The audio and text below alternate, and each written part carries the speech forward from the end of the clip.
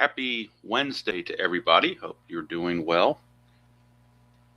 We are replaying the 1987 American League as played season. We're at the second game of four on the Thursday, June 18th schedule. Yesterday was Milwaukee and Toronto. Today we're at Yankee Stadium for the Baltimore Orioles against the New York Yankees. It's game number 445 overall in the replay. Yankee Stadium. Singles to give 1 to 7 both sides. Home runs 1 to 9 for lefties, 1 to 8 for righties. Starting pitchers, left-hander Scott McGregor for the Orioles and right-hander Rick Rhoden for the Yankees. Orioles come in fighting with the Red Sox for last place at 24-41. Also Cleveland in that mix. Yankees 38-27, trying to catch the Brewers and the Blue Jays. They got a help from the Blue Jays beating the Brewers yesterday. So they're still 5.5 games back. And if they win here, they'll be 5 games back. But they still got the work cut out for them, no question about it. So McGregor and Rhoden are your starting pitchers for both teams. Lineups. Yankees kind of going with their right-handed lineup. They don't have Dan Pasquale or Mike Pagliarulo in the lineup. You got Len Sakata playing third. He really does well against the lefties. And you got Gary Ward playing first. The only lefty that's really in the lineup is Mike Easler. Everybody else is either a switch or right-handed hitter. And the Orioles kind of have their standard lineup in there, pretty standard for what they have. But look at Rick Rhoden. Let's look at his real numbers first of all. Real numbers: 16-10 with a 386 earned run average. That's on the real season. On the replay, he is 5-4 with an ERA of 4.52, so he hasn't done quite as well. 84 innings pitched, and he's given up 105 hits. So his hits have greatly surpassed his innings pitched, where in real world they were just about the same. He's walked 18, struck out 51, so he's got almost a 3-to-1 strikeout to walk ratio, but he's given up a lot of hits and obviously more runs. So we'll see how it plays out here at Yankee Stadium.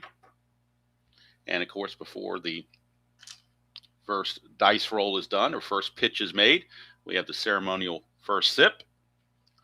And that is some good coffee on a Wednesday morning. And several people have asked for it, so we will be bringing back the 7th inning stretch break for Take Me Out to the Ball game. We used to do it all the time. I figured people got tired of it and didn't like the delay, but other people have chimed in and said they'd like to see it since I brought it back yesterday. And it gives me an excuse to heat up my coffee, too, at the same time. So it kind of serves two purposes, per se. All right, so Mike Young is going to lead things off. He's the designated hitter in this game. He's hitting 240 on the replay, 5 homers, 17 driven in. And, oh, by the way, he hit 240 real world. So he's right on his number. Of course, he's got a long way to go. He's only had 96 at-bats on the replay, and he had 363 real world. Switch hitter, left fielder, right fielder, or left fielder, center fielder, I should say, but now is playing as the DH in this one for Cal Ripken Sr. We're underway, 5-6, and that's going to be a fly ball to center field. That's hauled in out there by Henry Cotto. Yankees will be really glad when they get Ricky Henderson and Don Mattingly back off the disabled list. That will make them very, very happy. Here's Fred Lynn. Lynn hitting 215 on the replay, 16 homers, 35 driven in. He hit 253 real world. That's a 6-10. Let me make sure this. I want to make sure my setup is not cutting the dice off. Looks like it's not. Looks like you still see all the dice towers, so that's good. All right, so 6-10. 6-10 is going to be a base on balls. First walk, obviously, issued by Rhoden this early in the game. Fred Lynn, not really a threat to run, although he does have the asterisk. So let's look at the pitcher-catcher hold. Rick Rhoden combining with Rick Cerone is a -2. McGregor's a -1. So if Lynn wanted to get a lead and he got the lead, it'd be down to a 1 to an 11. But my philosophy is, if you got the asterisk, we're going to try for the lead, or else you'll never get the caught stealings. They're made that way apparently because he tried to steal a lot and got caught stealing a lot. Let's look at his real numbers on the 87 season as far as stolen base attempts and successes. He stole 3 bases, got caught 7 times. If I never try for the lead, how in the hell am I going to recreate 7 caught stealings? I'm not going to be able to do it. So my rule is anytime they have that asterisk there, unless the game situation dictates otherwise, I'm going to try for the lead. If he gets caught, he gets caught. So be it. I don't give a crap. We're trying to get those caught stealings, to be realistic. So Fred Lynn is going to have to get the lead. He needs a 2 through 6 or 12 to get the lead. 7 through 10, he's picked off.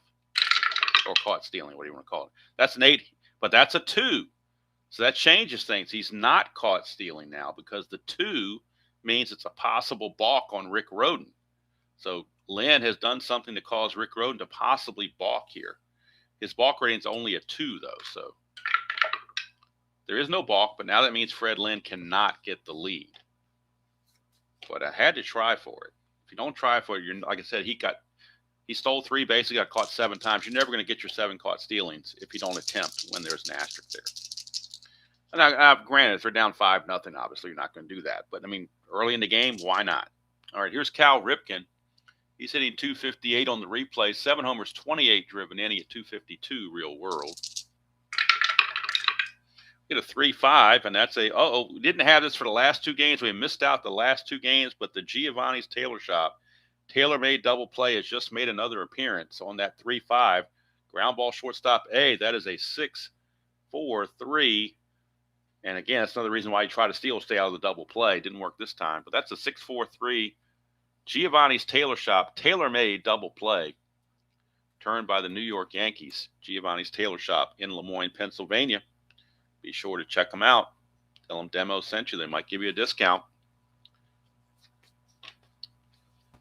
They are the unofficial sponsor of this channel, but they are the official sponsor of the Giovanni's Tailor Shop tailor-made double play of the game. And the Orioles come away with nothing. So now Scott McGregor comes out, left-hander for the Orioles. On the real season, he was 2-7 with a 6.64 earned run average. On the replay, he's 2-6 with a 5.32. 64 innings pitched, 71 hits, 24 walks, and 38 strikeouts. So he's doing just about what you would expect. And Willie Randolph will lead off for the Yankees. Without Ricky Henderson, he has kind of taken that leadoff role. Randolph hitting 267 on the replay, 3 homers, 27 driven in. He at 305 real world. 4-9, and that's going to be a solid single right up the middle. Willie Randolph, and he's going to be looking to run, or at least get the lead anyway. Needs a 3. The only way he gets the good lead is on a 3. Doesn't get it, but that's a 1. He could possibly be picked off. His go-back number is a 6. 1-6. And he made it back. Wow. But that now means he cannot establish a good lead, so he's got to hold. Here's Henry Cotto. Cotto hitting 200 on the replay and 45 at bats. 2 homers, 6 driven in. And 149 at bats. He hit 235. That's a 3-8 against the lefty. Struck him out. Gregor puts the K on Henry Cotto.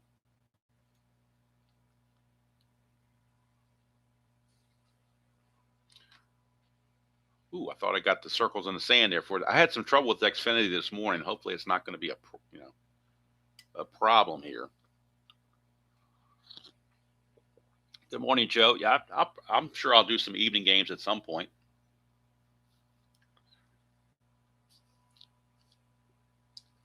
In fact, I'm almost guaranteed I will.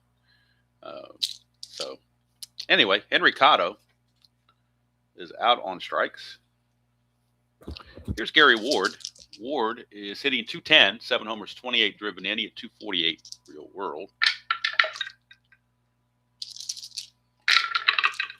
2-6 against the lefty, and look at this. 2-6 is a ground ball third base. Hey, it's another double play.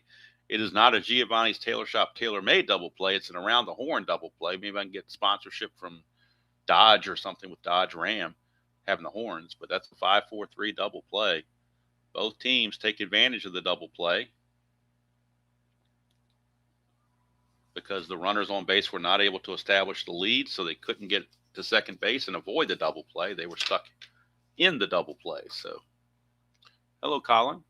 So, after 1 inning of play, we got no score from Yankee Stadium.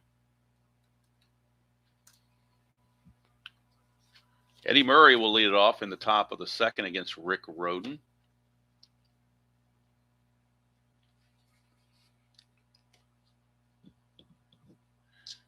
Murray on the replay hitting 306, 13 homers, 36 driven in. He at 277 on the real season. 5'10", switch hitter batting left-handed, 5'10". That's a home run, 1-15, and that's gone. Eddie Murray just hit home run number 14 off of Rick Rhoden to give the Orioles a 1-0 lead. Look at it again, 5'10" is an end home run chance, 1-15, and Eddie Murray didn't miss it. I don't know how well you can see the cards down on the table, but I'll bring it up closer for this instance right here. You can see that 5'10" is a 1-15 home run, 16-20 a double, and the double dies a 10. So obviously home run, Eddie Murray. Orioles take a 1-0 lead. And for Eddie Murray, who had 30 home runs on the real season, this is home run number 14 for him. RBI number 37. And the Orioles lead at 1-0 as Rick Rhoden let one get away. Here's left fielder Larry Sheets. 299 on the replay, 10 homers, 22 driven in. He's hit 316 real world. 110, and that's a single to center field. And Joe, if you're still here, one of the things that makes it a little bit more difficult for me in the evenings to try to get a game in is there's so many YouTubers out there that are streaming games that I'm obviously going to almost assuredly be competing with, or at least running, against the same time, unless I'm out there like at 11 o'clock at night, which I don't want to be doing. But if I try to get 7 or 8 at night, there's probably 3 or 4 people streaming a game. So,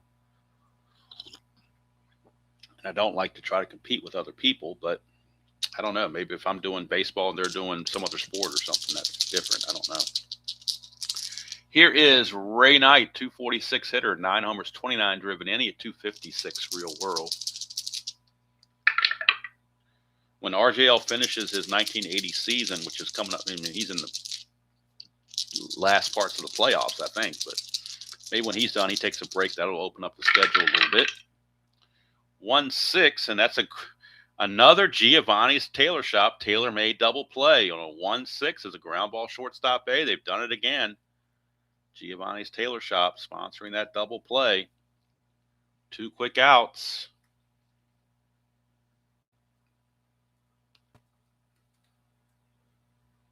And that'll bring up Terry Kennedy with the bases clear and 2 down. Kennedy hitting 230, 13 homers, 31 driven in. He at 250 real world. Then again, maybe I should say, screw it. If I want to stream a game, I don't worry about who else is streaming. I'll just stream and people show up if they want to show up.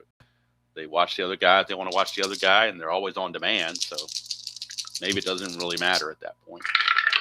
Here's Kennedy, 1-4, and as a pop-up to short, that will end the inning.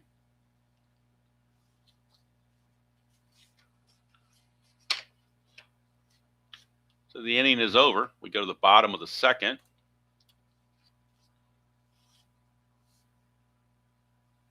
And that'll bring up Dave Winfield. Mr. May. So I've been told they've been called him Mr. May. I don't know if Steinbrenner gave him that name or not. But anyway, on the replays, hitting 251, 12 homers, 35 driven in. He at 275 real world.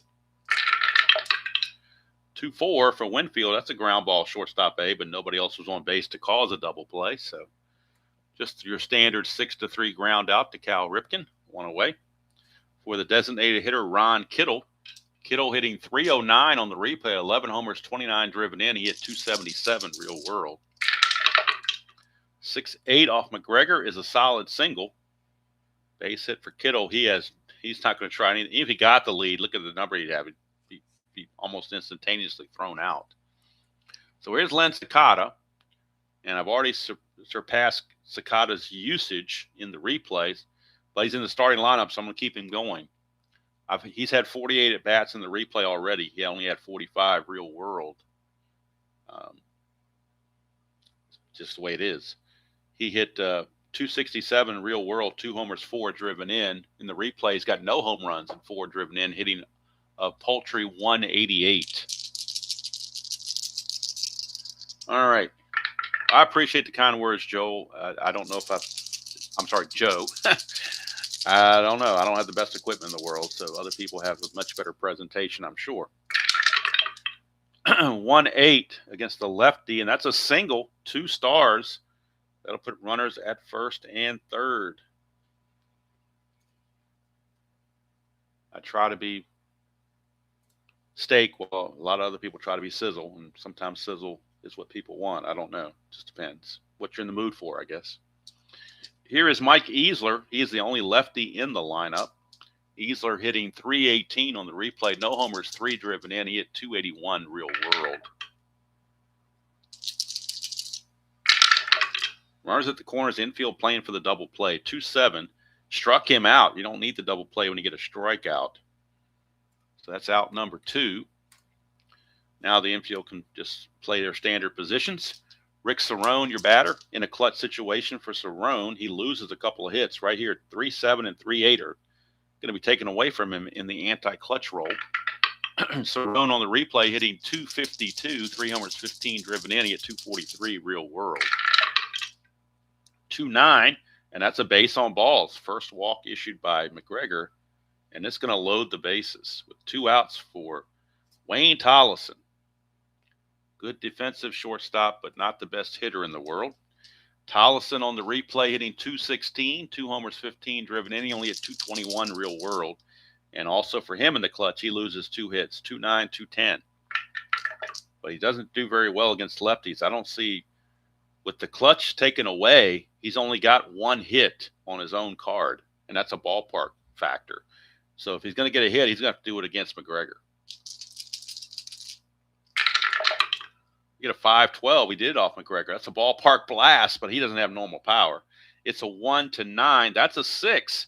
So it does fit, but it won't be a home run because he has a weak power. It would have been a grand slam if he had normal power. But the 6 is only going to give him a single, but it is a 2-star single for Wayne Tollison, and the Yankees take a 2-1 lead.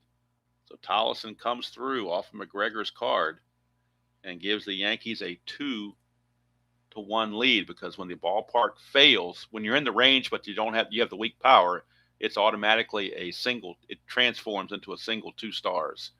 So Wayne Tollison coming through, and the Yankees lead it 2-1. Runners still in the corners. Tollison's not going to try to go anywhere. Here's Willie Randolph. 3-12 for Randolph. That's a split. 1-18 is a single. That's a 15. That'll produce another run. That'll bring in Cerrone as 3-1 Yankees. Tollison will have to stop at second on the 1 star, but Yankees have put 3 runs on the board at this point. Back to another clutch situation for Henry Cotto. He gains a hit on 110 in the replay, or in the clutch. 4-9, and that's going to be another single to center field. Boy, they're just getting to McGregor big time. Tollison, 15, not being held as a 16. 2 outs is an 18. Fred Lynn's a 0 arm, 1-18, and he's going to score. They're going to throw it in to keep Fred Lynn at second base. I mean, trying to get him out on a 1-18 is pretty futile. So the Yankees now take a 4-1 lead. They got a 4-score Abraham Lincoln inning going here. 9th man to bat in the inning, Gary Ward. 2-7, and that's a strikeout, and finally McGregor gets out of it. But a 4-score Abraham Lincoln inning for the Yankees. They send 9 to the plate. And at the end of 2, it is now the Yankees 4 and the Orioles 1. McGregor had a great first inning and a not-so-great second inning. So now enjoying the run support will be Rick Rhoden. Rick Rhoden. So Jim Dwyer is going to lead off for the Orioles. Dwyer hitting 293, 6 homers, 15 driven in. He at 274 actual season. 2-7, and that is a strikeout. And it's the first strikeout for Rhoden in this game. Maybe the run support has pumped him up. Brings up Rick Burleson, hitting 209 on the replay. No homers, 4 driven in, and he's at 209 real world. So he's right on target. 5-9. That's a triple for a 1. Anything else will be a single. So Rick Burleson gets the 1-out single. He is no threat to run, so they will not hold him or anything like that. Here is Mike Young. Young, his first time up, flew to center. That is a leaner, but it's close enough. I'm going to go ahead and, well, you know what? I'm going to re-roll it because I just tipped it the wrong way. So I'm just going to, my rule is it need to be flat. So 5-7. 5-7 is ground ball shortstop X. But since Burleson was not being held, Tolleson keeps his 3E22. So could be another double play if you get a good D20 roll. And to get an 8, that's probably a fielder's choice. 3 and an 8 is going to be, actually, it's not even a fielder's choice. It's a G3 pound. But since they weren't holding Burleson on, the pound's irrelevant. So it will be a G3. That's a 6, and he's an E22. Probably not a problem there. E20, no, there is a problem there. E22, there's a 6 sitting right there. So not only do they not get an out, or not get a double play, they don't even get an out. It's an error on Tolleson. Looks like he was probably betwixt and between trying to figure out whether to go to the get the force play or try for the double play or whatever, but in all his indecision, he booted it. So first and second, 1 out for Fred Lynn. 2-6 for Lynn. That's a ground ball first base A, and we get our third straight double play in 3 innings for the Yankees. This one's a 3-6-3 variety on the ground ball first base A on the 3-6 on the 2-6 ground ball first base A. That's going to be Eddie Murray to Cal Ripken, back to Eddie Murray, and that's going to end the inning. So the Orioles in 3 innings have hit into 3 double plays. Don't know that I've ever seen that before, where one team has done that, but they just did it right here. And that will certainly talk about killing the rally. That certainly did it. Bottom of the third we go. Yankees back out with a 4-1 lead. And leading things off, I'm sorry, not Murray to, Ward to Tolleson, back to Ward is what I meant to say. All right, so Dave Winfield back out. Grounded to short his first time up. 4-4, and that's a catcher X, so we're looking at Kennedy. He's a 4E4. 4 and a 4, but nobody's on base, so there won't be any wild pitches or anything. 4 and a 4 for a catcher is a ground out. That is a 12, and he is an E. Well, he's an E0. He can't make an error. So it's just going to be a little squibber in front of the plate that Kennedy was able to get to and throw Winfield out. 1 down. And we'll take it over to Ron Kittle.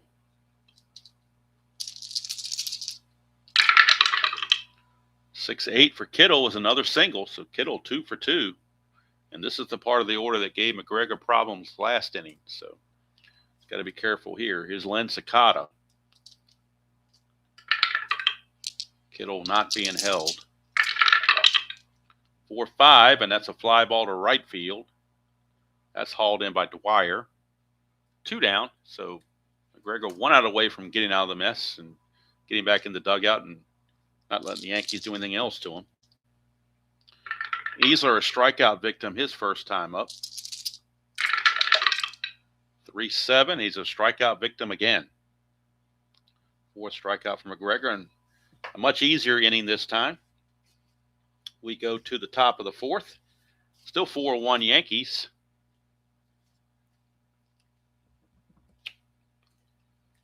And due up for the Orioles, it will be Mr. Cal Ripken. Be Ripken, Murray, and Sheets, heart of the order. Ripken hit into a double play his first time up.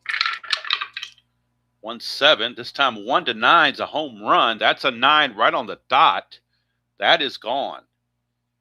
Look at it again, folks. I'll bring it up a little closer just in case it's not. I can never tell how well you can see this stuff. But 1-9. The roll is a 1-7. A 1-7 right here. 1-7 says a 1-9 is a home run, and the D20 is a 9. It's upside down, but you can clearly see it's a 9. The little line is underneath it. The 6 is over here. That's the 9. It is gone. I don't play robbing home runs. So Cal Ripken goes deep. So for Ripken on the replay, that is only home run number 8. He's had kind of a power shortage. Only his 8th home run. He hit 27 real world. So he's certainly behind the pace.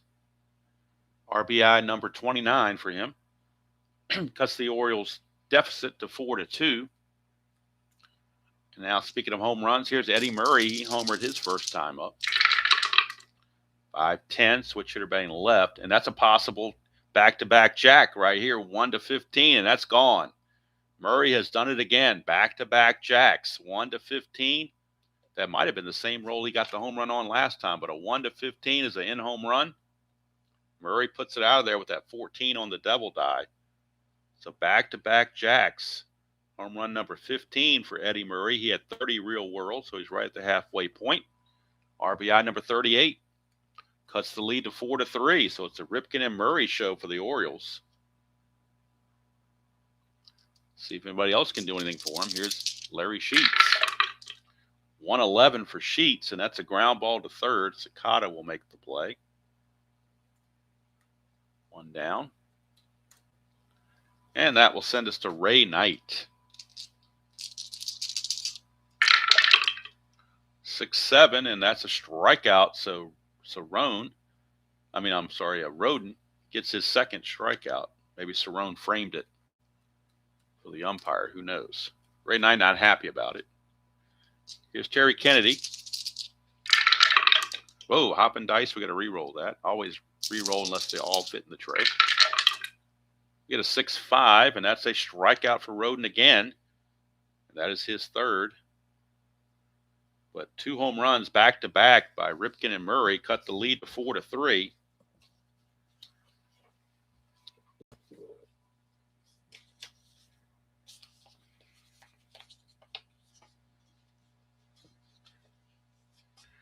And we go to the bottom of the 4th, and I just messed up a couple of cards. Hopefully not too bad. But these things were slipping out of my grip, and I instinctively closed my legs to try to keep it from hitting the floor, and it caused these things to bend. I don't know how well it shows up on camera, but they kind of got bent in half a little bit. So I'm going to try to put them back into shape. Hopefully, if I put them in the when the game is over, hopefully inside all these other cards, that'll get the form to get back in, hopefully. Don't want to have bent cards if I can avoid it. Of course, Strat-O-Matic cards are not, they're not the highest quality cards out there for sure. They're serviceable, but they're not fantastic in any means. All right, so Kennedy strikes out to end the inning. And now we started off with the other catcher, Rick Cerrone. He's going to lead things off. He walked his first trip. 1-4, and he will ground it to Ripken at short. 1 away. Here's Wayne Tollison. 5-9 for Tollison. Switch hitter batting right-handed. Look at this. A 1-3 is a triple. That's a 10. He'll settle with a double. But Tollison 2 for 2 off McGregor's card. So even though he has no hits on his own card in the clutch and very few without the clutch, he got the hits off the pitcher card. So that helped him out. So here's Randolph, runner at second, 1 out. Willie Randolph. 2 for 2 with 2 singles. 3-7. This time he'll draw the base on balls. And for McGregor, that I believe is his second walk to go with 4 strikeouts. One positive, if you want to look at it in a positive spin, is it does set up a double play. Henry Cotto is 1 for 2. He's got a few ground ball A's on his card. 5-6. McGregor struck him out. Strikeout number 5. And that'll take it to Gary Ward in the clutch. Gary Ward in the clutch against lefties will gain a hit, 3-4. Everywhere else he is completely the same.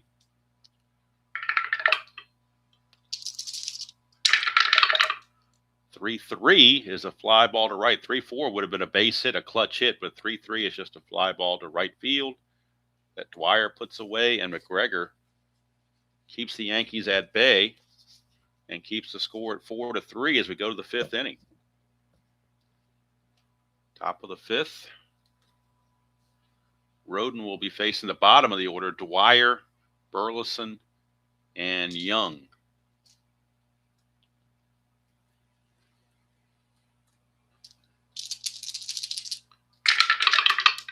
For 9 for Dwyer. It's a single 1-12. That's a 10. Base hit for Jim Dwyer. And now Burleson's almost certainly going to be looking to bunt, as he is an A bunter and a terrible hitter. So I don't like to bunt, but number 9 hitter when he's terrible, I think that's the best way to go for it.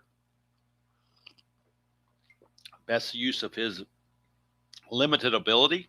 Find the one thing he does well, which is bunt, and do it. So that's what we're going to do. So let's see who the bunt goes to. Get our bunt chart out. That's a 3. 3 says it's the catcher, so Rhoden, that's going to be out there to make the play. So as the corner's in, he's now a B bunter from the A bunter, so he needs a 9 or less to have a good bunt. 7, that's perfectly fine, so good sacrifice, 2-4.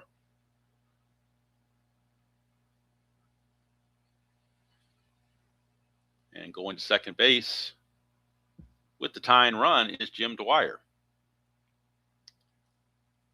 So a productive out, to say the least. Better than hitting to a double play or striking out or something like that. So here's Mike Young. He's 0 for 2. Did reach on a Tollison error. Oh, one guy got stuck in there. So let's redo this. Don't know how that happened, but we'll try it again. 4-6, switch hitter batting left-handed. A 4-6 is a fly to right. And that's 2 away. Now it's going to be all up to Fred Lynn in a clutch situation. Lynn in the clutch gains 1 hit on 2-2, and that's it. So basically, he's pretty much standard hitter because that 2-2 is not going to come up very often. 3-8 for Lynn, and he's going to ground it to short, and that will end the inning. Nothing doing for the Orioles. Go to the bottom of the 5th, still 4-3. Hello, Jeremiah. And for Scott McGregor, this will be his fatigue inning to begin. He is a number 5 on his fatigue. Got that number 5 sitting right there. So his fatigue number is a 5th inning. So he's going to face Mr. May, Dave Winfield, who is 0 for 2. 5-5, and that's a base on balls. And that is the 3rd walk issued by McGregor. That'll send it to Ron Kittle. Kittle is 2 for 2.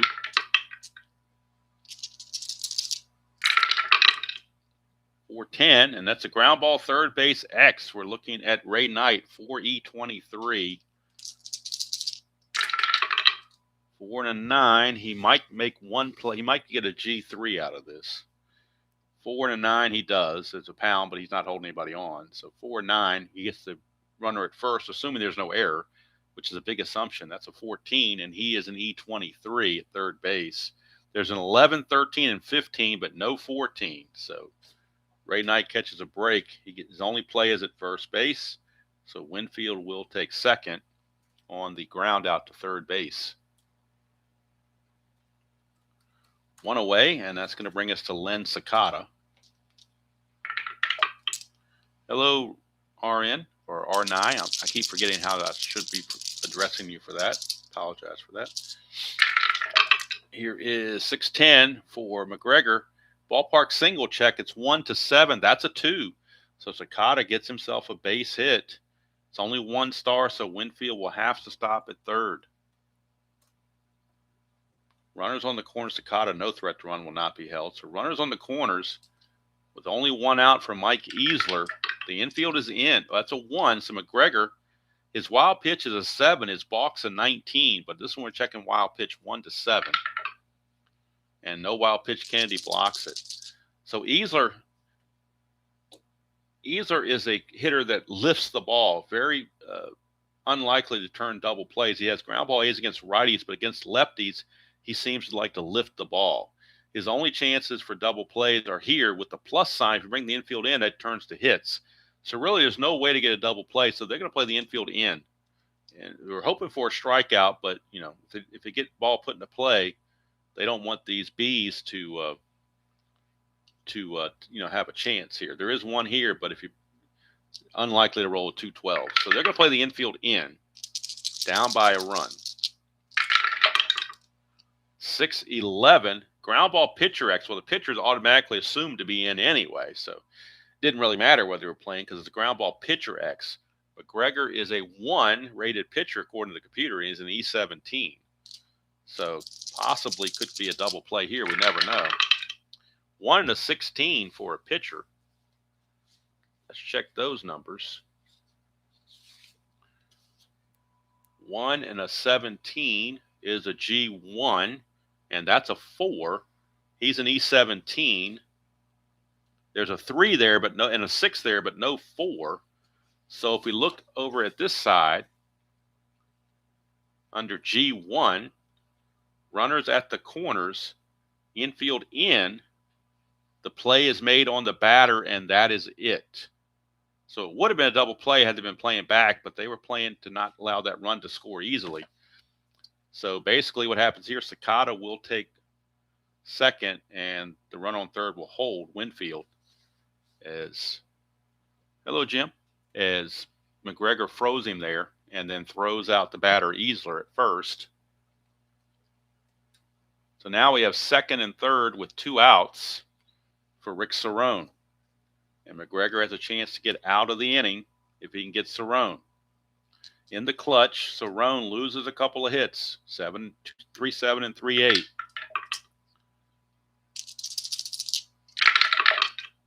It's a 5-6. It struck him out. There's a dot there, but he has not reached fatigue yet. So the strikeout is good, and McGregor gets out of the inning. Keeps the score at 4-3 as we go to the 6th inning. And this will be the fatigue inning for Mr. Rhoden, as he's got that 6 right there. He's going to be facing the heart of the order again, Ripken, Murray, and Sheets. Last time Ripken and Murray led off, they hit back-to-back home runs. So Rhoden certainly trying to avoid that fate. 3-3 for Ripken. That's a fly to right field. 1 away.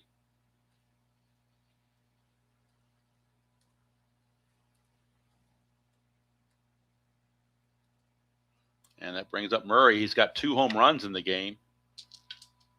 2 for 2 with 2 home runs off of Rhoden. 2-7, and this time Rhoden says, I don't want to deal with you. I'm going to walk you. Probably not a bad move. That is walk number 2 for Rhoden to go with his 3 strikeouts. Here's Larry Sheets. Now, if Rhoden can get that double play, Orioles hitting a 3 double plays the first 3 innings. Last 2, no double play. That's a 2, chance for a balk or a pass ball. We're checking the balk rating of Rhoden. His balk rating is a 2. Wild pitch 10, balk is a 2. So no balk. So Sheets will stand in. 5-2. It's a fly ball to center field. Cotto runs it down. 2 down.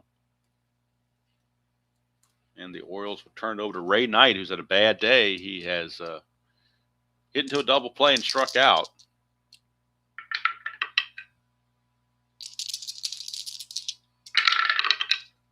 2-5. And he's going to ground it to third. Would have been another double play had there been only 1 out. But since there's already 2 outs, third baseman Sakata will just throw it to first to end the inning. So Rick Rhoden will keep endurance into the 7th. As we go to the bottom of the 6th. Been a stalemate here lately. That 4-3 score has been holding up. McGregor on a short leash. He's almost at his fatigue level. So we're going to look at the Oriole bullpen and see who they have available that they could bring in. They're all right-handed hitters. They have no lefties in their bullpen at all. So these are the guys they have available. Mark Williamson, Luis De Leon, Tom Niedenfuhr, Tony Arnold, and John Habian. Those are the people to choose from. and it may depend on the situation, whether the base is empty, runners on base, whatever, to make that decision. Here's Tollison. He's 2 for 2, both hits coming off of McGregor's card. He's going to come off McGregor's card again, 4-6, and he's going to draw a walk. How about that? Walk number 4 from McGregor to go with 6 strikeouts. But you don't like walking the number 9 hitter. That's a bad sign. Here's Randolph. He's singled twice and walked, 2 for 2. Tollison is not a threat to run, so he's not going to go anywhere. 1-5, and that's another walk. And now the bullpen might very well be needed for Cal Ripken Sr. McGregor just hit his fatigue level. And you still got righties coming up. You got Cotto, Ward. I mean, all these righties are coming up. So the Orioles will go to the bullpen. That will be it for McGregor. He's going to go 5+. And we'll figure out who they're going to bring in based on who's available and who's got the most rest. So the Orioles will make the move to the bullpen. And let's see who they've got that's rested. It appears the only guy that's really overworked is Williamson. So everybody else is pretty fresh. They're going to go to Luis De Leon out of the bullpen. Luis De Leon.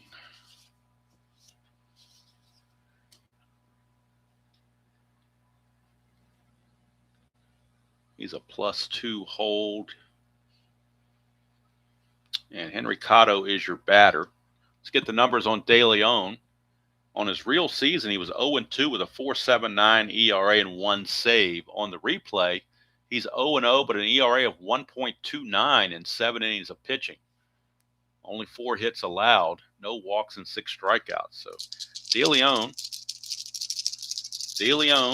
is in to try to get out of this jam. Henry Cotto, if he was a decent bunter, I'd bunt, but he's a D bunter, so we're just going to have him swing away and hope he doesn't hit into a double play. De Leon 2-4, and he does hit into a double play right on cue. That's an around the horn double play. 5-4-3 double play, but I couldn't seriously have him bunt with as a D bunter. So it is a 5-4-3 double play. Turned by the Orioles. Going to third. I'm sorry, it's up here. No, it's not up here. I had it right the first time. I didn't move Tollison to second base when the walk occurred to Randolph. So actually at third base now is going to be Tollison, but now there are 2 outs because De Leon got that ground ball double play.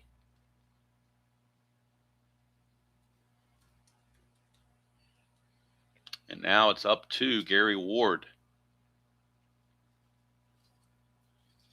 In a clutch situation against a right-hander, Gary Ward will gain a hit on 210. Everywhere else he is the same.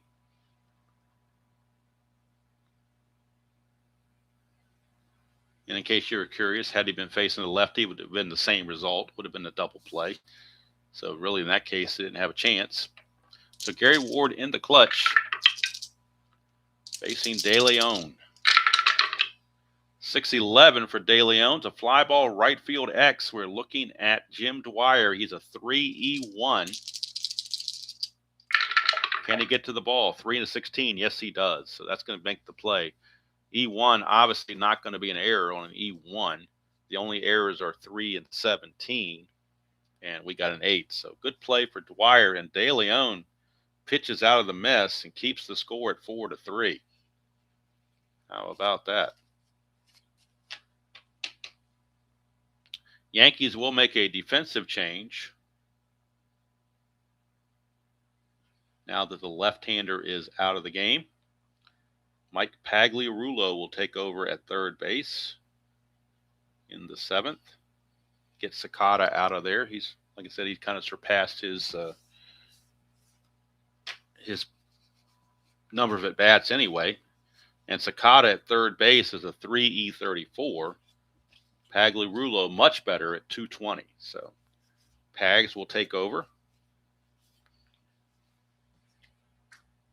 at that position, and actually he'll bat third next inning.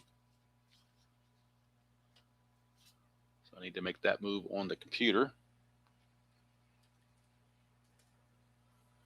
Pagliarulo. Rhoden still has some endurance, so he's going to start the top of the seventh. There will be a seventh inning stretch, so I will be taking a slight break for taking me out to the ball game and heating up my coffee, so can look out for that. But we got the top of the seventh to take care of, and it's going to be Kennedy, Dwyer, and Burleson. We'll get a pinch hitter for Burleson, almost guaranteed, because we're in the seventh inning now, and that's my rule to allow pinch hitting when we get to the seventh. It depends on what Kennedy and Dwyer do, I think. So here's Kennedy. 2-8 for Kennedy, and that's a ground ball to first. Gary Ward takes it to the bag himself, one away. Here's Jim Dwyer. If his 2-out space is empty, we might let Burleson go ahead and hit. 6-11 for a lefty is a ground ball first base X. So we're looking at Gary Ward, 4E13. Boy, you sure this is where you miss Mattingly right here. 4-13 though, he might catch a break. 4-13. We got a rare play, by the way, but that's not really all that rare with nobody on base. 4-13 is a G3, so he's able to get to that. But the G3 rare play is not really a rare play. Talking about hitting the mound deflect. Now, that's just ridiculous. So we're just going to call it a 3-1 put out, because anytime a ground ball goes to first base and it's an X chance, I always say he flips it to the pitcher covering. So with 2 outs, they're going to go and let Burleson hit. 2-3, and he strikes out to end the inning. Strikeout number 4 for Mr. Rhoden. And Rhoden's going to come back for the 8th inning. He's still got some endurance left in him. And we're setting things up now for the bottom of the 7th inning stretch time. Coming up for the Yankees will be Winfield, Kittle, and Pagliarulo against De Leon. And I need to, before I go any further, get the totals for McGregor, clean up his line, pitching line. Go to the box score on the computer for that. 5+ innings, 9 hits, 4 runs. They were earned. 5 walks and 6 strikeouts. And he potentially could drop to 2-7. Definitely not out of the equation there, not out of the realm of possibilities. So now we set things up for the 7th inning stretch while I go heat up my coffee and take a quick stretch break. Be about a 2-minute 7th inning stretch time. So, but while I'm gone, you can enjoy Take Me Out to the Ball Game.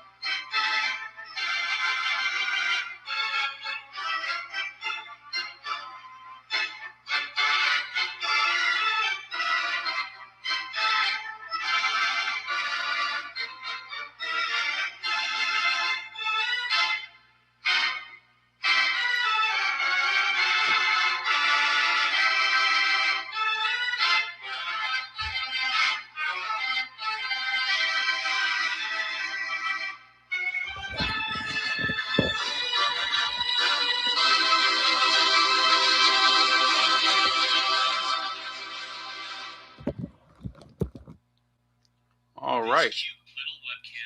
We are back and ready for the bottom of the 7th. Winfield, and of course, nice, refreshing hot coffee is back. A little microwave magic. And got it to move around a bit, which always helps. And we're ready to go. Dave Winfield against Luis De Leon, who did a wonderful job in relief. See if he can keep it up. 1-5 for Winfield. That's a base on balls. So Winfield with the walk.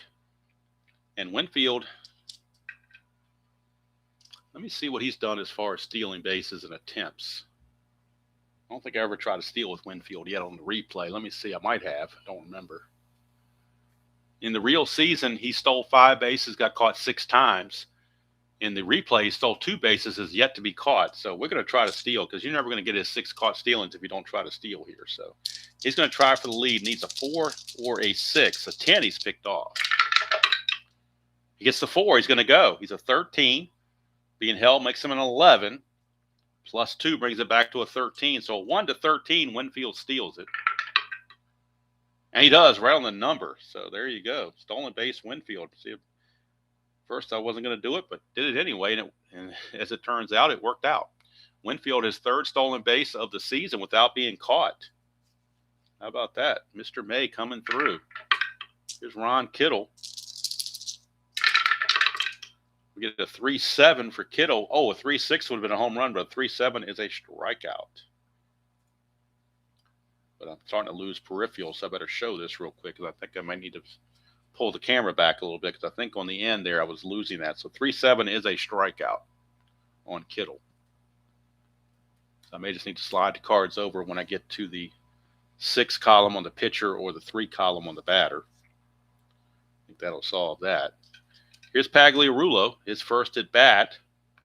So let me bring this in here. All right, so Pags on the replay is hitting 234, 17 home runs, 36 driven in. Real season, he hit 234 with 32 home runs and 87 runs batted in. So here's Pags, runner at second, 1 out. Much better hitter than Sakata and definitely a better fielder as well. Get a 1-6, and that's a fly to center field. Would have been a clutch hit had there been 2 outs, but there's only 1 out. So the fly to center is what he gets. But had there been 2 outs, he would have come through with a clutch hit. So now 2 outs for Mike Easler, the hit man. He's 0 for 3 against the lefty McGregor. Does a little bit better, obviously, against the righties. Do they want to walk Easler and pitch to Cerrone is the question. They will do that. First base open, they're going to intentionally walk Easler. They want to take their chances with Rick Cerrone. So first and second, 2 outs. Rick Cerrone in the clutch will lose a couple of hits. 3-3 and 3-7. He loses in the clutch.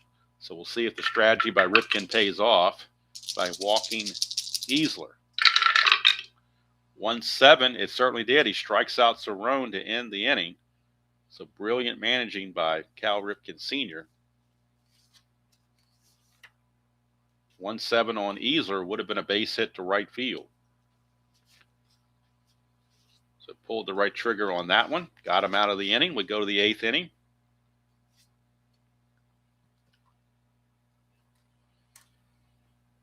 And Rick Rhoden still in there. He's got plenty of endurance left. He's only given up 1 base runner since hitting fatigue level. So he's still in there. Top of the order for the Orioles, Mike Young, Fred Lynn, and Cal Ripken. Young is 0 for 3. 2-10 for Young. That's a ballpark single check. 1-7, but that's a 10.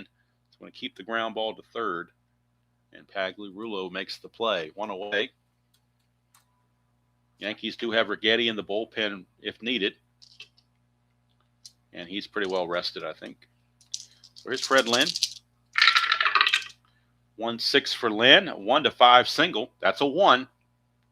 Fred Lynn. 1 out single for Fred Lynn.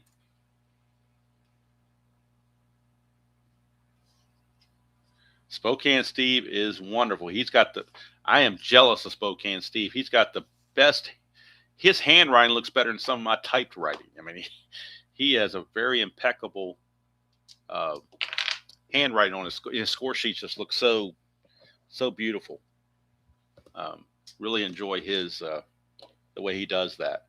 So don't know anything about the '66 season that he's playing, but it's a joy watching it.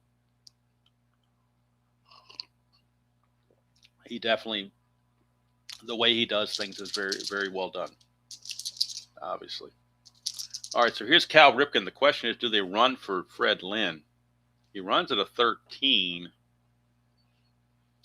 You know what? They're going to make a move to the bench and they're going to bring in Alan Wiggins to pinch run and see if he can get a stolen base. And then in center field, they will bring in Ken Gerhardt to play center field. So Cal Ripken Sr. trying to make a move to shake things up. We'll bring in Alan Wiggins to pinch run for Fred Lynn. And then going forward, it'll be Gerhardt in center field. But right now, all eyes are on Alan Wiggins. He needs let's put him on the computer first before I get busy doing other things. Let's get him in on the computer so we make sure the right guy on the base paths. Alan Wiggins. And we'll check his stolen base prowess. Wiggins stole 20 bases, got caught 7 times in real world. On the replay, stole 12 bases, been caught twice. So let's see if he can get the lead. Needs a 4 through 6 or a 12 to get the lead. 9, he does not get the lead, so he won't be able to get a steal because the secondary would be he'd be down to about a 1 to 8. But he is a 1 to 17 running, so it's still a benefactor, still beneficial. If you get a base hit, he has a better chance of scoring. So here's Cal Ripken. 5-4, and that's a strikeout for Rick Rhoden. Strikeout number 5. 2 down, and here comes Eddie Murray. He of the 2 home runs and a walk.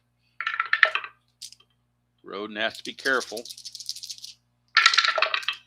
6-6, and he gets him to pop it up to third baseman. Pagliarulo's got it, and the inning is over. So the pinch runner Wiggins was none effect, as it turns out. And I believe that's going to be all for Rick Rhoden. I think they're going to cap him at the 8 innings and bring in Righetti to pitch the 9th. And going into play center field is going to be Ken Gerhardt. And we'll get the numbers off of Rhoden off of the computer.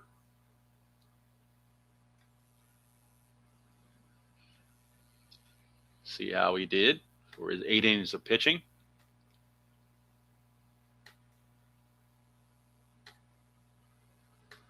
Eight innings pitched, 7 hits, 3 runs. They were earned. 2 walks, 5 strikeouts. And Dave Righetti will be coming in to pitch the 9th. Right now, though, we still got the bottom of the 8th to negotiate. Luis De Leon has come on and pitched 2 innings and done very well for himself. Only allowed 2 walks. One of those was intentional. And he's got the number 9 man, Wayne Tollison, at the plate. Tollison. He is actually 2 for 2.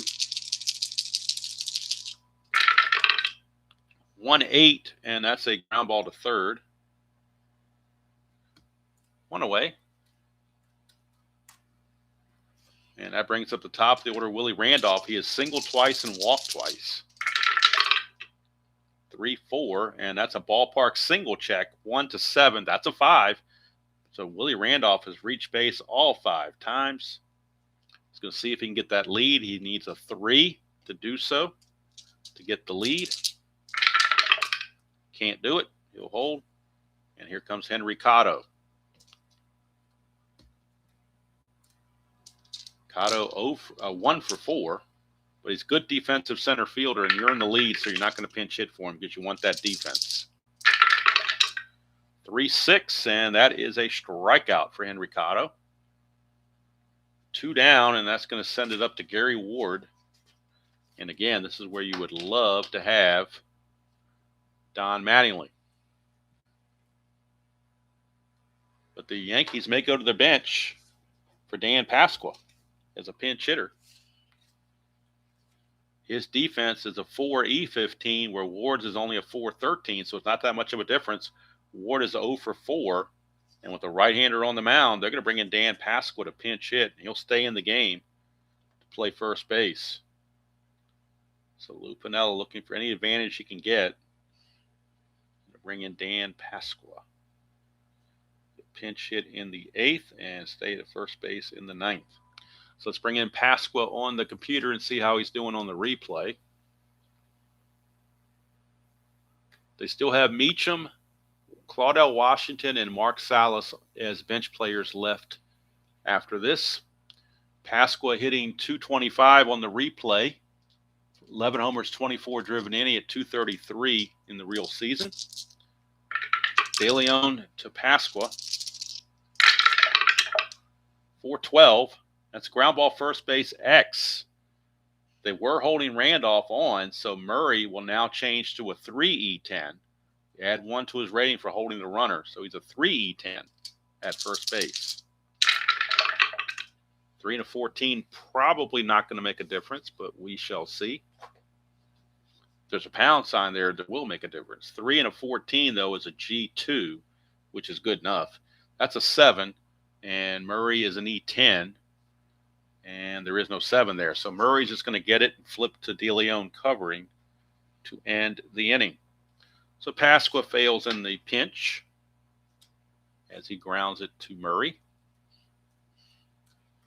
And we go to the top of the 9th. Pasqua will be brought in or stay in the game to play first base.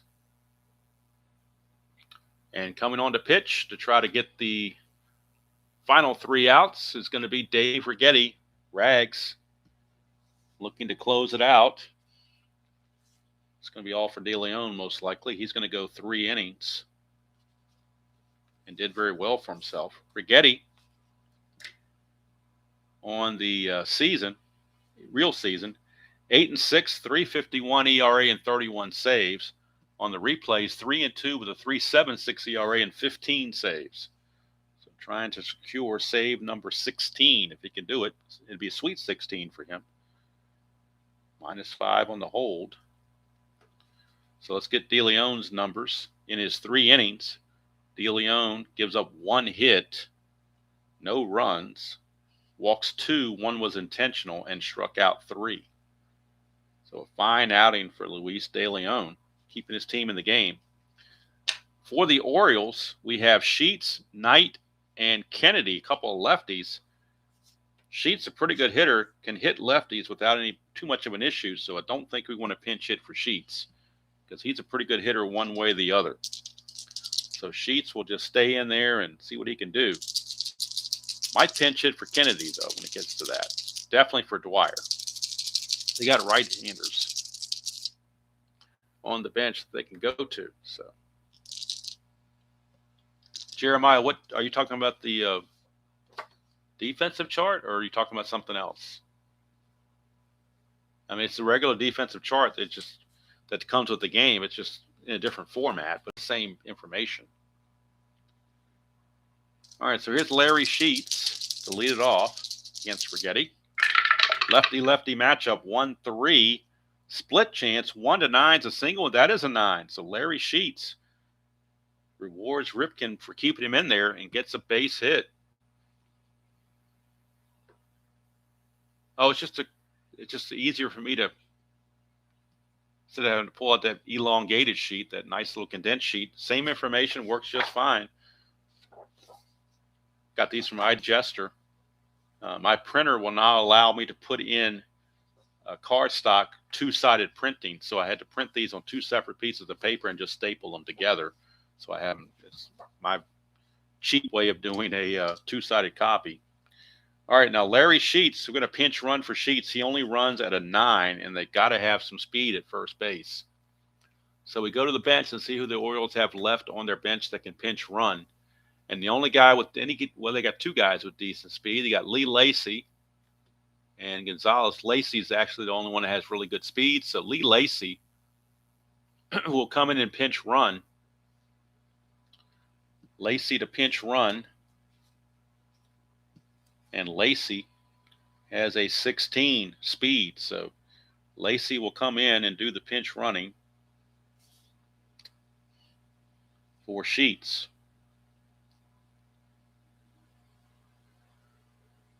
He's going to pinch run in the 9th. He is not a threat to steal per se, especially with that -5 over there from Righetti. But still, you like his 1 to 6. You like his 16 on base hits. So he will pinch run for Sheets, and that'll bring up Ray Knight. If Knight was a decent bunter, of course, we'd bunt here, but he's not a decent bunter. So we'll see what happens.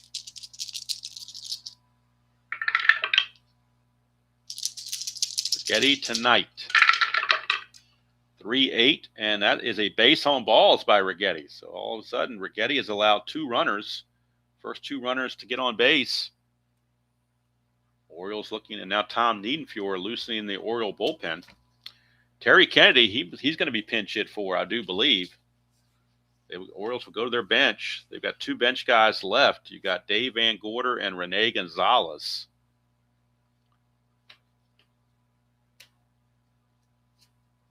So they're going to pinch hit. Wow. They're going to pinch hit with Rene Gonzalez.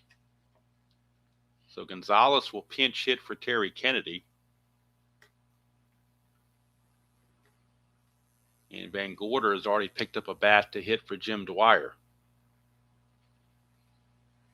So Gonzalez is on to pinch hit for Kennedy. Rene Gonzalez.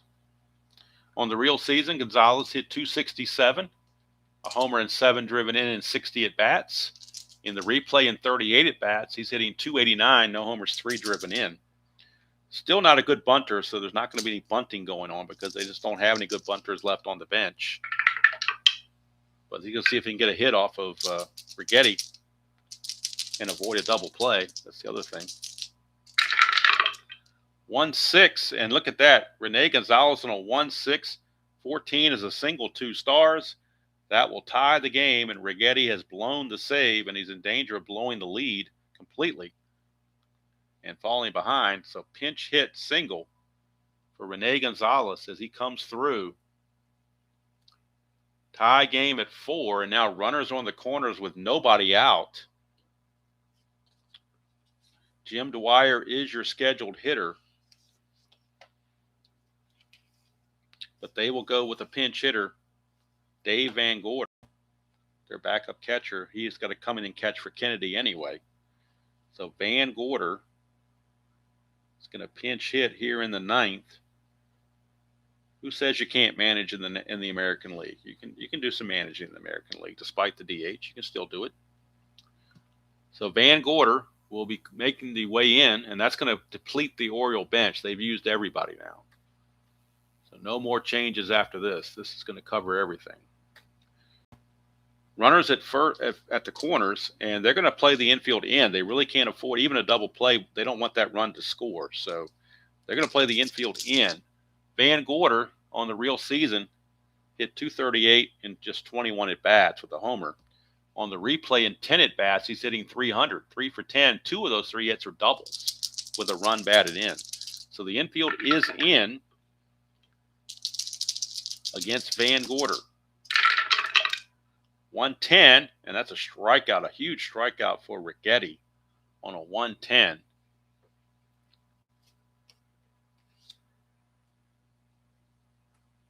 And that's going to send us to Rick Burleson, but there's nobody else on the bench left to pinch hit, so they're going to have to use him.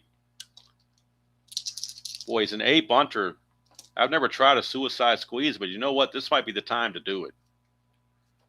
I'm going to check out the rules first before I because like I said, I've never tried a suicide squeeze before in Strat-O-Matic of any kind, basic, whatever.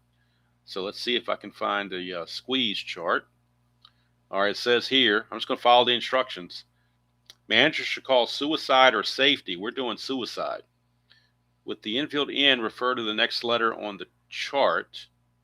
B becomes C. Okay, so he's an A bunter, so now he becomes a B bunter. Right here, he's a B bunter. Roll all 3 dice. A single die determines the fielder. Okay, so we're going to, well, first of all, we're going to make sure there's not a wild pitch or anything. There's not. All right, so the white die, 6. So that means the fielder is the third baseman, Pagliarulo. And total the other 2 dice and refer to the chart below. All right, so we're in the B column.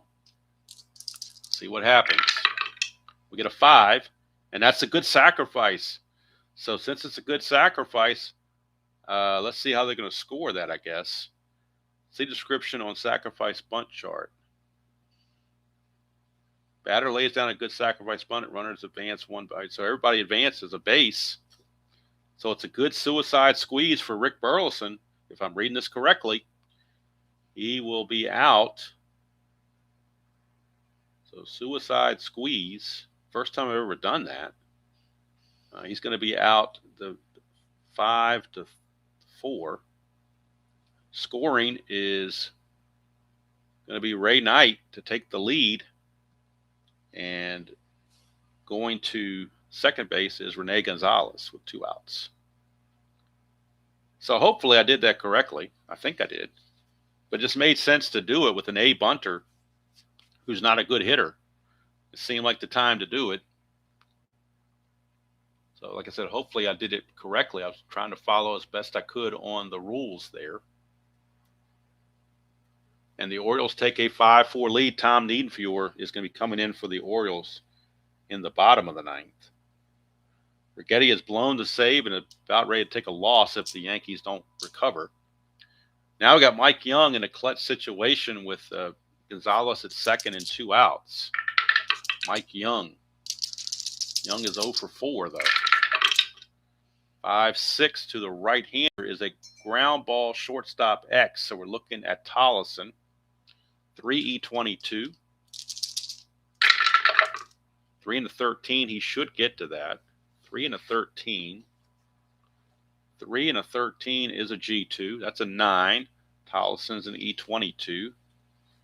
E22, there's no 9 there. So Tollison makes the play to end the inning. But the Orioles pick up 2 runs to take a 5-4 lead. That's it for Rigetti. He goes 1 inning, gives up 2 hits and a walk to go with 2 runs. Did get a strikeout. But now Tom Niedenfuer is coming in for the Orioles to try to finish the deal. Of course, Tom Niedenfuer is definitely no guarantee out of the bullpen. You know anything about Tom Niedenfuer, you know he's not automatic at all. Just ask Jack Clark and Ozzie Smith about that. So, but we got to make a lot of changes on the computer to get the defense straight.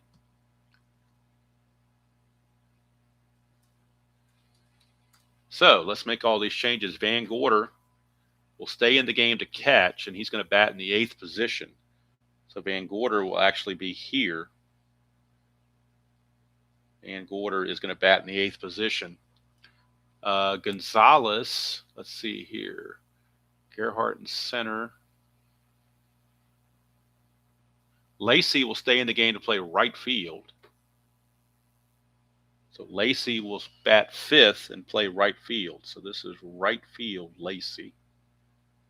And we need a left fielder. And the left fielder, let's see, do they have a left fielder? Actually, they may end up losing the DH here because they don't have anybody else to play the outfield. Rene Gonzalez is an infielder. So when they pinch hit for Dwyer, that was it for the outfielders. The only outfielders they have on the lineup right now is Lacey and Gerhardt. Everybody else is an infielder. And Young, the other outfielder, is a DH. So they're going to lose the DH. The pitcher spot will bat right here. I'm sorry. Young will be in left field. So the pitcher spot, let's see how I'm going to do this on the computer. This ought to be interesting. If the computer even lets me do it. This is going to be very interesting. I'm not even sure how to do this on the computer. Let's see how we want to do this. This may take a second for me to figure this out. Well, first of all, we know Niedenfuhr, we need him to come in. So we're going to bring in Niedenfuhr right here.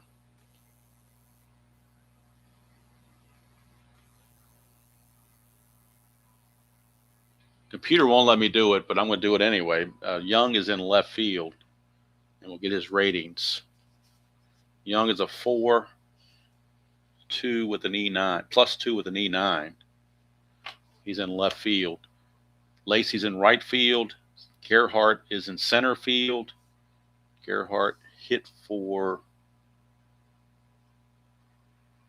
Kennedy, I believe. No, Gonzalez hit for Kennedy. Where's Gerhardt?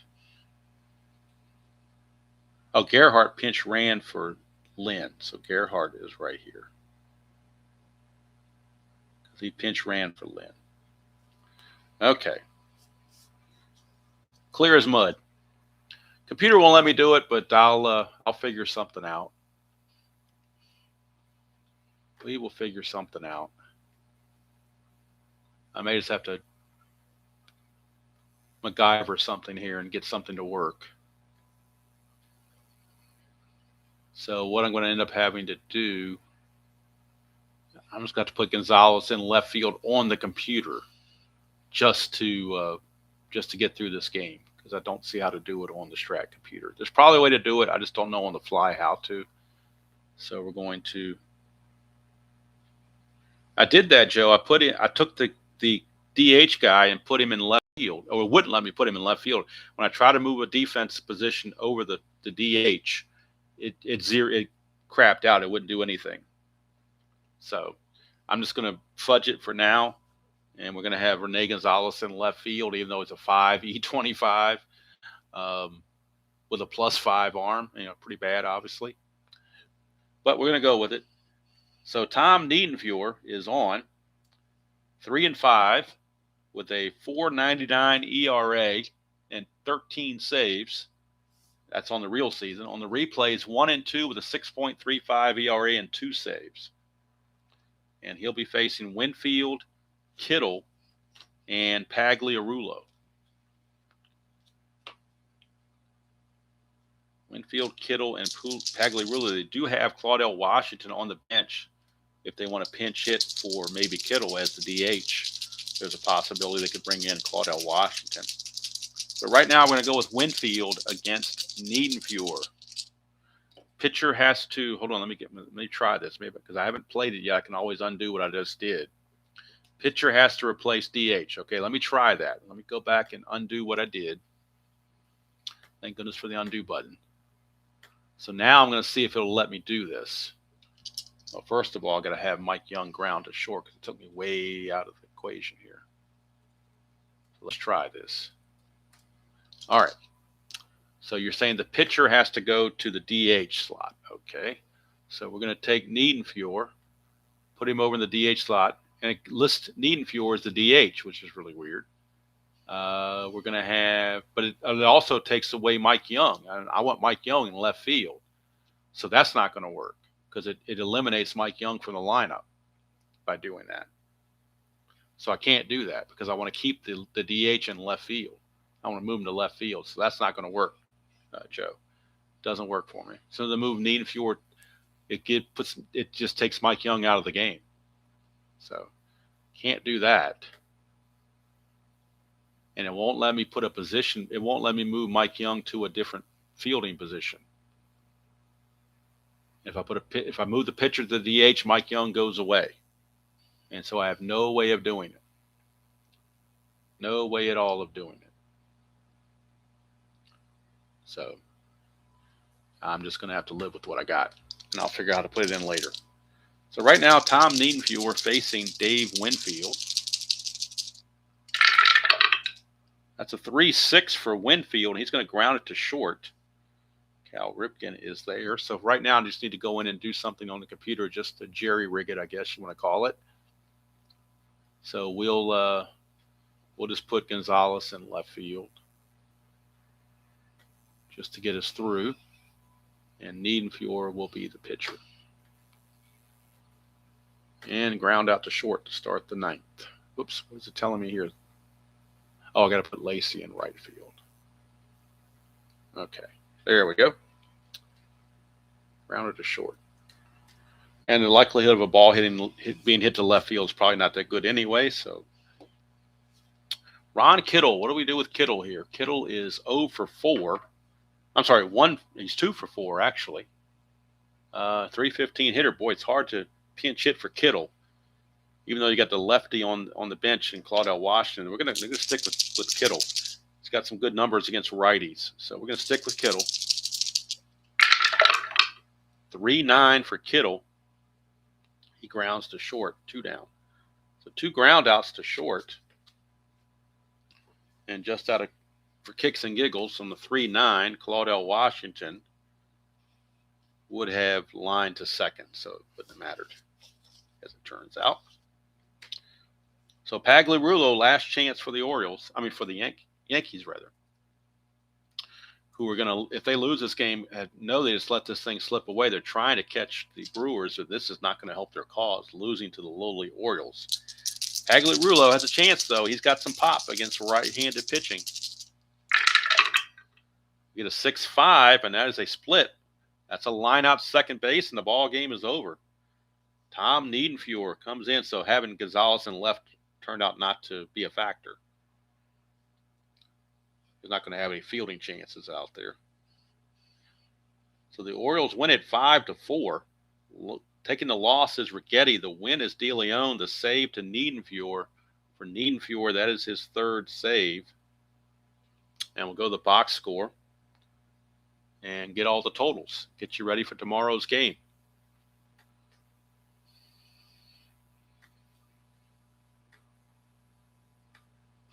So DeLeon improves to 1-0. It's his first decision. He's now 1-0. Righetti blows the save. That's his 7th blown save of the season for Righetti. And he's now 3-3. But he has blown 7 saves. That's really bad. Niedenfuhr, his 3rd save. Final line score, 5 runs, 9 hits, and no errors for the Orioles. 4 runs, 10 hits, and 1 error for the Yankees. Eddie Murray, 2 home runs. He is the player of the game for the Orioles. It would be Mr. Eddie Murray. Now, I tried moving the cage to left field. It wouldn't let me do it. I got a circle with a line through it, and it just stood there, and nothing happened. So it wouldn't let me do that either. So I'll have to figure out some kind of way to do it. I'll have to experiment maybe or something. I'll put a dummy game up and try to do it somehow. But Eddie Murray is your player of the game. His 2 home runs, 14th and 15th of the season, helped the Orioles with the victory. Although we could make a strong case for DeLeon. 3 shutout innings in relief kept the score close and allowed the Orioles to get the victory. Orioles improved to 25-41. Yankees dropped to 38-28 and now drop 6 games behind the Milwaukee Brewers in the American League East. So there are 2 games remaining for the week, Thursday and Friday. Trying to go east to west. So tomorrow's game, we will be at the Mistake by the Lake, otherwise known as Cleveland Municipal Stadium. And that'll be the Boston Red Sox and the Cleveland Indians, a stellar pitching matchup. Bob Stanley against Rich Yett. So don't get too excited about that pitching matchup. But that's coming on Thursday. On Friday, we'll be in California. It'll be the Kansas City Royals taking on the California Angels. Mark Gubicza for the Royals, Willie Frazier for the Angels, and that will finish out the week. So that's going to do it from here. Hope you enjoyed that presentation of Strat-O-Matic 1987 style. Orioles come back with 2 in the 9th to win it. Suicide Squeeze by Rick Burleson was the difference. First time I've ever done a suicide squeeze, or first time I ever tried one in Strat. It, fortunately for the roll in the D6s, it actually worked out. Yeah, Joe. I'm gonna have to sit there and fidget with it and figure out how to get it done because I do want to be able to do that when it's necessary. I mean, the way I had to use all the pinch hitters and stuff, I had to get Dwyer out there against the lefty, so I had to lose my outfield. So, and it was the Orioles unfortunately using an outfielder as a DH, so that kind of took away one of the outfielders to begin with. So I only had two backup outfielders, Gerhardt and Lacey, but I ended up replacing all three outfielders because they were left-handed and slow. But it worked out in the end because the Orioles needed that offense to get the win.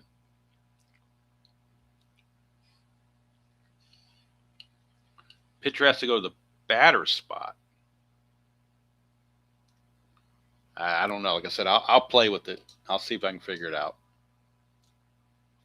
If I can figure it out, I might even do a short on it. Put a short video out just to show people how to do it if I can figure it out. Like I said, I'll probably play with it a little bit and see if I can get it to work. But either way we go, Orioles win it 5-4. Righetti blows his 7th save. That's amazing. He's blown 7 saves. Let me see what he's done here